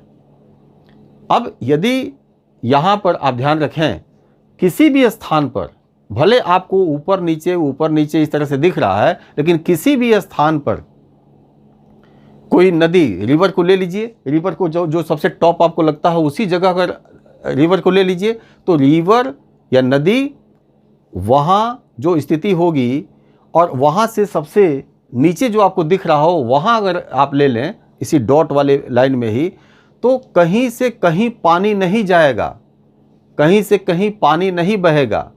जहाँ पानी अमाउंट में बढ़ाएंगे तो उसके कारण, पानी के ही कारण अगर वहाँ पर ढाल बनता है तो उसके कारण जरूर जा सकता है। लेकिन ये जो सरफेस का स्लोप है, यहाँ आपको ज्योमेट्रिकल शेप जरूर दिख रहा है, लेकिन इस ज्योमेट्री का कोई इम्पैक्ट नदी के ऊपर नहीं पड़ेगा। इस ज्योमेट्री का जब उसका ऊपर कोई इम्पैक्ट नहीं पड़ेगा, स्लोप दिखेगा लेकिन उस स्लोप पर नदी प्रवाहित नहीं होगी, तो नदी अपना फंक्शन कैसे करेगी? ग्लेशियर अपना फंक्शन कैसे करेगा? नहीं करेगा। और जब नहीं करेगा तो ये मिनिमाइज नहीं होगा। यहाँ पर मिनिमाइज कहाँ होगा? तो इस जियोड सरफेस के ऊपर वाला जो हिस्सा है, एडिशनल सरफेस है, वहाँ ग्रेविटी डिफरेंस होगा और उस ग्रेविटी डिफरेंस के कारण उसका जो सरफेस बना हुआ है, जिसको हम लोग ऑर्थोमेट्रिक हाइट कहते हैं, ऑर्थोमेट्रिक सरफेस बनेगा, तो वहाँ पर वो एक्शन होगा। लेकिन कहाँ तक वो एक्शन हो सकता है? अधिक से अधिक जो एक्शन होगा वो एक्शन आप देख लीजिए इस इमेज में, देखिए अधिक से अधिक वो एक्शन मात्र यहीं तक हो सकता है जो आपको लाइट कलर में अब दिखाई देने लगा। ये लाइट कलर वाला पूरा का पूरा हिस्सा ये जियोड सरफेस से ऊपर का हिस्सा है और जियोड सरफेस से ऊपर वाला ये हिस्सा पवन उसके रिवर से भी प्रभावित हो सकता है और ग्लेशियर से भी प्रभावित हो सकता है। और रिवर और ग्लेशियर से दोनों डेनुडेशनल एजेंट्स हैं, अनाच्छादनात्मक जो प्रक्रम होता है उसके ये दोनों उसके सैनिक हैं। तो यहाँ पर वेदरिंग और इरोजन के माध्यम से इसको पूरा को ये इरोड कर सकते हैं। अब यहाँ इरोड कर सकते हैं तो कहाँ तक इरोड करेंगे? अब देखिए इरोड हो गया, और जब इरोड हो गया तो यहाँ पर कहाँ तक करेंगे? बस वो लिमिटेशंस हो गई, उस जियोड सरफेस से नीचे वो इरोड नहीं कर पाएंगे। अब यदि इरोड नहीं कर पाएंगे तो अब क्या होगा? वो तो पूरा भार कहीं चला गया, कट के वहाँ से उसका मूवमेंट हो गया, ट्रांसपोर्ट कर गया, वो चला गया कहीं। अब यहाँ से नीचे ये दिखने में लग रहा है कि यहाँ ऊंचाई अभी है, लेकिन ये दिखने वाली ऊंचाई है, ये ज्योमेट्रिकल हाइट है आपकी जो दिख रहा है, ये सरफेस अभी भी विरूपित है। लेकिन विरूपित होने के बावजूद भी यहाँ पर ग्रेविटेशनली अगर देखेंगे तो इक्वल सरफेस हो गया, इक्वल सरफेस हो गया। तो यहीं तक ये स्थिति आएगी। और यदि ये समान गुरुत्व हो गया तो समान गुरुत्व होने के कारण होगा क्या? समान गुरुत्व होने के कारण इक्वल ग्रेविटी बन गई। और जब यदि टॉप पे ही इक्वल ग्रेविटी बन गई तो इक्वल ग्रेविटी यहाँ हो, इक्वल ग्रेविटी यहाँ हो, इक्वल ग्रेविटी यहाँ हो, तो आप जरा सोचिए आइसोस्टैटिक एक्टिविटीज प्रभावी होगी क्या? यानी भू संतुलन से संबंधित जो क्रियाविधि चल रही थी उसका कारण याद कीजिए। कारण क्या था? कारण ये था कि प्रेशर के कारण दाब में परिवर्तन हो रहा था, अंतर आ रहा था, और उस दाब में अंतर के कारण संतुलन स्थापित करने के लिए नीचे जाकर उसका समायोजन हो रहा था सबस्ट्रेटम में। यही तो हो रहा था, चाहे एयरी के माध्यम से सोचें, चाहे प्राट के माध्यम से, चाहे होम्स के माध्यम से, चाहे हेस्केनिट के माध्यम से, चाहे जॉली के माध्यम से, चाहे बॉबी और दूसरे अन्य विद्वानों के माध्यम से सोचें, हेफोर्ड के माध्यम से सोचें, किसी के भी माध्यम से सोचेंगे तो ये सारा समायोजन नीचे हो रहा था। भार उसका कारण था, और भार इसलिए प्रभावी था क्योंकि उसी द्रव्यमान के कारण, यहाँ पर द्रव्यमान के कारण ग्रेविटी के प्रभाव में जो वेट बन रहा था उसके कारण वो भार बन रहा था। अब जब समान यहाँ पर गुरुत्व बल हो गया तो अर्थ के सेंटर से जो भाग ऊंचा है उसका भी वही मटेरियल है, उतने ही मात्रा जरूर आपको दिख रही होगी यहाँ पर, और मात्रा भी केवल यहाँ पर लो डेंसिटी के कारण ही ऊपर जाता हुआ आपको दिख रहा होगा। और जहाँ नीचे है वहाँ के मटेरियल नीचे हाई डेंसिटी वाले होंगे, इसलिए वहाँ का सरफेस थोड़ा सा नीचे दिख रहा है। जैसे एक तराजू पे अगर एक तरफ कुछ सामान आप तौल रहे हैं उसको रख दिया, और दूसरे तरफ जिससे जो लोहे का जो पटखरा होता है, लोहे के जो माप तौल करने वाले जो उनके इक्विपमेंट्स होते हैं उसको चढ़ा दिया, जिसको किलो कहते हैं, 2 किलो 5 किलो का होता है, तो उसको आपने चढ़ा दिया तो यहाँ आपको दिखने के लिए लग गया कि ये ऊंचा है और वो बहुत ही छोटा है, इतना ही बड़ा है वो किलो जो चढ़ाया गया है। लेकिन दोनों का नीचे की तरफ पड़ने वाला जो दाब है, जो भार है, वो क्या हो गया? बराबर हो गया। तो यहाँ पर जब ये सरफेस स्थापित हो जाएगा तब आइसोस्टैटिक एक्टिविटीज नहीं होगी, और यदि ये सरफेस आ गया, आइसोस्टैटिक एक्टिविटीज नहीं होगी तो आइसोस्टैटिक एडजस्टमेंट भी नहीं होगा, रीएडजस्टमेंट भी नहीं होगा। अब आपको बहुत सारे संकेत मिल गए कि आइसोस्टैटिक एक्टिविटीज तब होगी, रीएडजस्टमेंट तब होगा जब भार में असंतुलन रहेगा। इसका मतलब भार में असंतुलन तब होगा जब आप इसके पूर्व वाली अवस्था में आइए, और जब पहली वाली अवस्था में आएंगे, जैसे ये मॉडल है, तो इस मॉडल में आप पुनः आइए, तो जो आपको यहाँ पर उस सरफेस के ऊपर, यानी सरफेस मीन्स जो जियोड सरफेस है, इस जियोड सरफेस से ऊपर जो भी आपको मटेरियल दिख रहा है, यही मटेरियल जब तक बना रहेगा, भले ही इरोजनल फंक्शंस के थ्रू ये मिनिमाइज होते जाए। जैसे कि मैंने आपको इस एक पहले वाले क्वेश्चन में आपको बताया भी था कि जब भी ये मिनिमाइज होता जाएगा, वेट में डिफरेंस आएगा। जब वेट में डिफरेंस आएगा तो नीचे से अपलिफ्टमेंट उसका होगा नीचे से, क्योंकि बायोंट फोर्स प्रभावी हो जाएगा। आपको मैंने बताया था इसके पहले वाले क्वेश्चन में, बायोंट फोर्स प्रभावी हो जाएगा, और बायोंट फोर्स के प्रभावी होने के कारण क्या होगा, ये अपलिफ्ट करेगा, ऊपर की तरफ अपलिफ्ट करेगा। लेकिन ये तभी तक प्रभावी होगा जब तक जियोड सरफेस नहीं आता, जब तक जियोड सरफेस नहीं आता। अब यहां बात, एक और बात आपको समझनी होगी कि जियोड सरफेस यहां पर भी प्रभावित हो सकता है। कब? तो जो एस्थेनोस्फीयर या जो सबस्ट्रेटम है, उस सबस्ट्रेटम में मैंने आर्किमिडीज के प्रिंसिपल को एग्जाम्पल देते हुए आपको बताया था कि यहाँ पर बायोंट फोर्स या उत्प्लावन बल, ऊपर की तरफ लगने वाला बल, ये कितना लगेगा, ये निर्भर करता है कि सरफेस, यानी उस लिक्विड का सरफेस, टॉप सरफेस, और लिक्विड का जो बॉटम सरफेस है, उनके दोनों के बीच प्रेशर डिफरेंस कितना है। अगर प्रेशर डिफरेंस बहुत ज़्यादा होगा तो बायोंट फोर्स बहुत ज़्यादा होगा, और यदि बायोंट फोर्स बहुत ज़्यादा हुआ तब क्या करेगा, इस पूरे टॉप को थोड़ा सा उठा देगा, और जब टॉप को उठा देगा तो जियोड सरफेस भी ऊपर चला गया। अब जब जियोड सरफेस वर्टिकली अपलिफ्ट करके ऊपर चला गया तो यहाँ पर, यानी जियोड सरफेस जो अभी बना हुआ है, ये जियोड सरफेस थोड़ा सा ऊपर जा सकता है, और यदि जियोड सरफेस थोड़ा सा ऊपर चला गया तब ज्यामितीय दृष्टि से, ज्योमेट्रिकली ये सरफेस थोड़ा सा और ज़्यादा विरूपित हो जाएगा ज्यामितीय दृष्टि से, लेकिन ग्रेविटेशनली ये अभी भी बैलेंस्ड फॉर्म में होगा, संतुलित अवस्था में होगा। अब ध्यान से समझिए, यानी ये जो पूरा का पूरा आइसोस्टैटिक जो फंक्शन है, ये आइसोस्टैटिक फंक्शंस की लिमिटेशंस वहीं तक है जब तक संतुलन स्थापित नहीं होता, और यदि संतुलन स्थापित हो गया तो कोई आइसोस्टैटिक एक्शन नहीं होगा। और ऐसे आइसोस्टैटिक एक्शन के थ्रू आपने देखा कि ज्योमेट्री समान हो जाए, बिल्कुल इस तरह से एक सरफेस आ जाए, ऐसा कतई नहीं हो सकता, इस तरह से कभी भी नहीं हो सकता। इसलिए इसका ऑब्जेक्टिव, आइसोस्टैटिक जो फंक्शन है, एक्टिविटीज़ है, इसका ऑब्जेक्टिव इस तरह का स्मूथ सरफेस करना नहीं होता, ठीक है, एक प्लेन सरफेस करना नहीं होता। और यहाँ पर आपने एक्सोजेंटिक फोर्सेस के संदर्भ में देखा कि चाहे मैंने दो एजेंट्स को लेकर बताया, रिवर और ग्लेशियर्स को लेकर बताया, कि जब तक जियोड सरफेस नहीं प्राप्त होता तब तक ही उनका फंक्शन चलेगा। जैसे ही जियोड सरफेस आ जाएगा ये बिल्कुल फंक्शनलेस हो जाएंगे।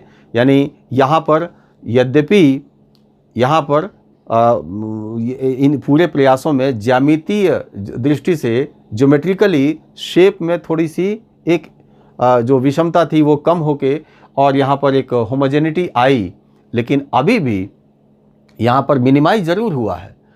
लेकिन इस पूरी प्रक्रिया में जो संतुलन से संबंधित या जो आइसोस्टैटिक या जो ग्रेविटेशनली गुरुत्वीय दृष्टि से अगर हम देखेंगे तो यहाँ पर गुरुत्वीय दृष्टि से उनका जो फंक्शन होता है, उनका जो कार्य होता है, उनका कार्य इरोजन के दृष्टि से अगर हम देखें तो एक जगह से वहाँ से मटेरियल रिमूव करके दूसरी जगह जहाँ लेके जा रहे हैं तो वहाँ ले जाकर उसको, यानी ज्योमेट्रिकली उसको एक तरह से प्लेन सरफेस बनाने के प्रयास में लगे हुए हैं। लेकिन वो तभी तक लगे हुए हैं जब तक ये लिमिट नहीं आ जाती, यानी जियोड सरफेस नहीं आ जाता। तो उनकी सीमाओं को भी आपने देखा, पहले वाले यानी इंडोजेंटिक फोर्सेस के लिमिटेशंस को आपने देखा उसके फंक्शंस के साथ साथ, और आइसोस्टैटिक एक्टिविटीज़ के फंक्शंस और उसके लिमिटेशंस को भी आपने देखा, इनके ऑब्जेक्टिव को भी आपने देखा कि ये क्या करते हैं और कहाँ तक करते हैं, उनकी सीमाएं क्या हैं, यह आपने इसके माध्यम से समझ लिया। अब इन्हीं बातों को आप सीधे ले जाकर वहाँ पर 3-3 वाक्यों में, 4-4 वाक्यों में, जैसा पूछा जाए आप सीधे इनको रख सकते हैं। अब कैसे रखेंगे, लाइए अब हम लोग फिर से वापस क्वेश्चन वाले हिस्से में चलते हैं। क्वेश्चन वाले हिस्से का मतलब ये हुआ कि हम लोग बता चुके हैं, यहाँ पर हम लोग तीनों के कैरेक्टर को बता चुके हैं। अब हम लोग को ज्योमेट्रिकल जो शेप है उसके संदर्भ में और जो ग्रेविटी रिलेटेड जो सरफेस है इसके संदर्भ में, उसके कैरेक्टर के संदर्भ में बात करना है कि वो जब फंक्शनेट होते हैं तो क्या होता है। तो हम लोग 3 या 4 या 5 वाक्य में कैसे कहेंगे इंडोजेंटिक फोर्सेस को। हम लोग बताएंगे कि अंतर्जात बल या इंडोजेंटिक फोर्सेज जब प्रभावी होती है तो सबसे ज़्यादा पृथ्वी पर प्रभावी होने वाले इंडोजेंटिक फोर्सेज के कैरेक्टर में नंबर 1 आता है वो मैकेनिज्म जिसको हम प्लेट टेक्टोनिक एक्टिविटीज़ के नाम से जानते हैं। और जब भी ये प्रभावशील होती हैं तो इनके क्षैतिज संपीड़न के कारण यानी हॉरिजॉन्टल कंप्रेशन के कारण बहुत तरह के लैंड फीचर्स का निर्माण होता है। जैसे माउंटेन्स को मान लिया जाए तो पर्वतों जैसी आकृतियों का निर्माण होता है जो सबसे ज़्यादा रिलीफ कैरेक्टर में विशेषता रखती है। इस तरह से स्थितियों का निर्माण होता है। इस प्रकार यहाँ पर सरफेस पर इस प्रकार विशेषकर महाद्वीपीय क्षेत्रों में न सिर्फ ज्यामितीय दृष्टि से विरूपण या विरूपित सरफेस का निर्माण होता है, बल्कि इन्हीं बलों के परिणाम स्वरूप इनकी शैलों की डेंसिटी प्रभावित होने से, संरचना प्रभावित होने से, उनका संगठन प्रभावित होने से उस माउंटेन के इनर एरिया में या इंटरनल जो रीजन हुआ वहाँ पर जियोड सरफेस भी डिस्टोर्ड कर जाता है, विरूपित हो जाता है। ये बातें आप यहाँ पर बताएंगे। इस प्रकार इंडोजेंटिक फोर्सेज या प्लेट टेक्टोनिक एक्टिविटीज़ के थ्रू ज्योमेट्रिकल और ग्रेविटेशनल विरूपण का कार्य होता है। यानी जो आकृतियाँ निर्मित होती है मात्र एक ज्यामितीय आकृति नहीं होती, बल्कि ज्यामिति के साथ साथ ये गुरुत्वीय विरूपण भी वहाँ पर होता है। ये 4 या 5 लाइन में आप बात कहेंगे। फिर आप एक्सोजेंटिक फोर्सेज को रखेंगे। आप बताएंगे कि एक्सोजेंटिक फोर्सेज वायुमंडलीय दशाओं, विशेषकर जलवायु और पर्यावरणीय दशाओं के सापेक्ष फंक्शन करती है, और जब भी इसमें फंक्शन ये करती हैं तो इनमें गुरुत्वीय प्रभाव में फंक्शन करने वाले एजेंट्स में सबसे प्रभावी एजेंट यानी जो मोस्ट डोमिनेंट एजेंट है रिवर्स और ग्लेशियर्स है। इनमें सबसे ज़्यादा विस्तार रिवर्स का होता है। ग्लेशियर्स अपने एक रीजनल पोर्शन में, चाहे वो पोलर एरियाज है, माउंटेन एरियाज है, वहीं पर ये फंक्शनेट होती है, जबकि रिवर्स माउंटेन से लेकर प्लेन एरिया और कोस्ट तक ये पूरा अपना प्रभाव रखती है। महाद्वीपों पर इन दोनों का ही प्रभाव रहता है। इसलिए महाद्वीपीय क्षेत्रों में निर्मित टोपोग्राफिकल कैरेक्टर्स को, उनके रिलीफ कैरेक्टर्स को प्रभावित करने में या परिवर्तित करने में सबसे प्रभावी भूमिका इन्हीं की होती है, और इनमें भी सबसे अधिक प्रभाव नदियों का होता है। इन दोनों में नदियों का होता है। नदी, रिवर और ग्लेशियर्स जब फंक्शनेट होते हैं तो इनके फंक्शनेशन की वजह कारण ग्रेविटेशनल फोर्स होता है, यानी जो अर्थ की ग्रेविटी के रूप में यहाँ पर प्रभावी रहता है या प्रभावी होता है।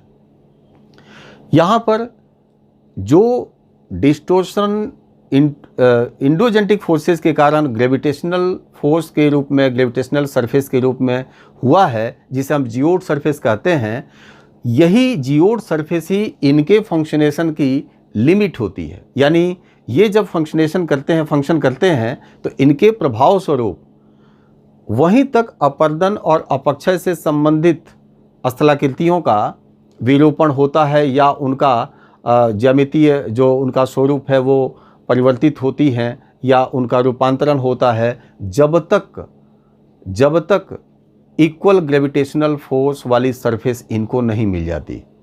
इसलिए ऐसा करने के प्रयासों में ये मात्र यहाँ पर ज्यामितीय समता स्थापित करने के प्रति ही सबसे ज़्यादा ये प्रक्रियाशील होते हैं।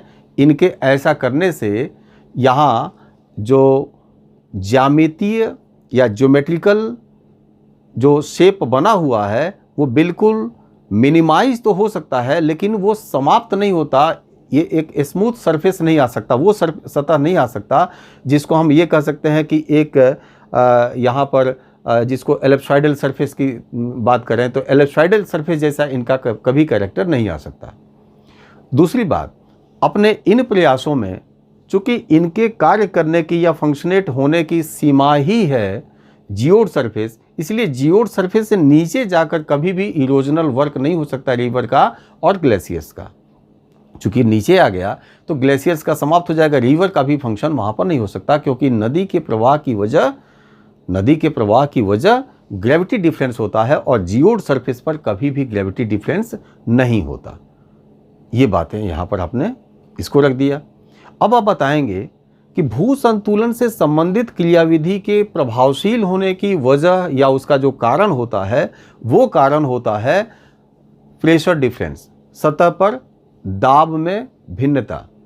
और चूंकि यहाँ पर इनके कार्य करने की वजह दाब में भिन्नता है, इसलिए जब तक दाब में भिन्नता होती है तभी तक ये प्रक्रियाशील होती हैं। जैसे ही दाब में भिन्नता, प्रेशर में जो डिफरेंस है, ये रीजनल लेवल पर समाप्त हो जाए तो इनका प्रभाव भी, इनकी क्रियाशीलता भी शिथिल हो जाती है, प्रभावहीन हो जाती है, यानी प्रक्रियाशील अब नहीं रहती।